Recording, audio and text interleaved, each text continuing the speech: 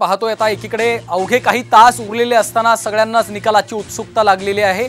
आमचे प्रतिनिधी सुनील काळे सध्या आपल्या सोबत थेट जोडले गेलेले आहेत। सुनील, आपण पाहतोय एकीकडे आता निकाल आमच्याच बाजूने लागणार असल्याचा दावा शिंदे गटाच्या नेत्यांकडून वारंवार केला जातोय। दुसरीकडे आता अवघे काही तास उरलेले आहेत, त्यामुळे आता विविध चर्चा देखील सुरू झालेल्या आहेत। सुनील,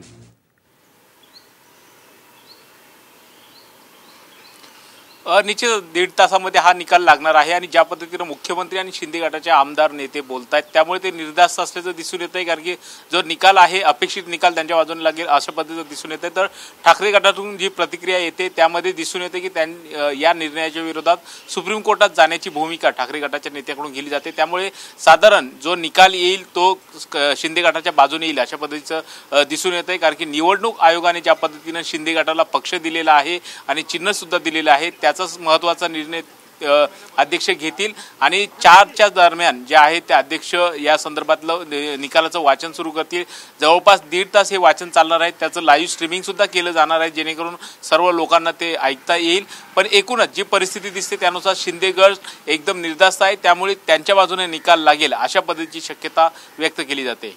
सुनील, आपण पाहतोय शिंदे गट एकीकडे निर्धास्त आहे, मात्र दुसरीकडे कुणीच अपात्र ठरवलं जाणार नाही। शिंदे गटाचे जे आमदार गेलेले आहेत त्यांना एक वेगळा गट म्हणून मान्यता, वेगळा पक्ष म्हणून देखील मान्यता मिळू शकते अशी देखील सूत्रांची माहिती आहे।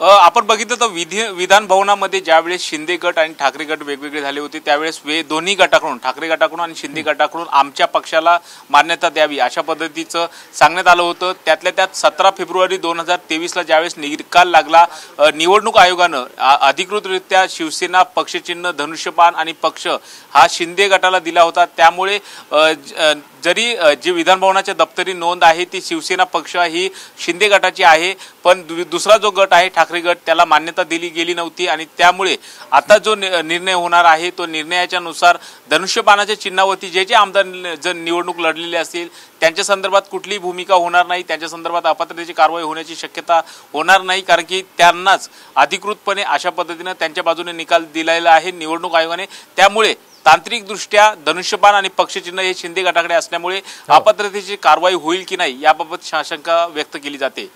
निश्चितच, त्यामुळे आता अवघे काही तास उरलेले आहेत, त्यामुळे विधानसभा अध्यक्ष नेमका काय निर्णय देतात हे पाहणं महत्त्वाचं आहे। धन्यवाद सुनील या सगळ्या सविस्तर माहितीसाठी।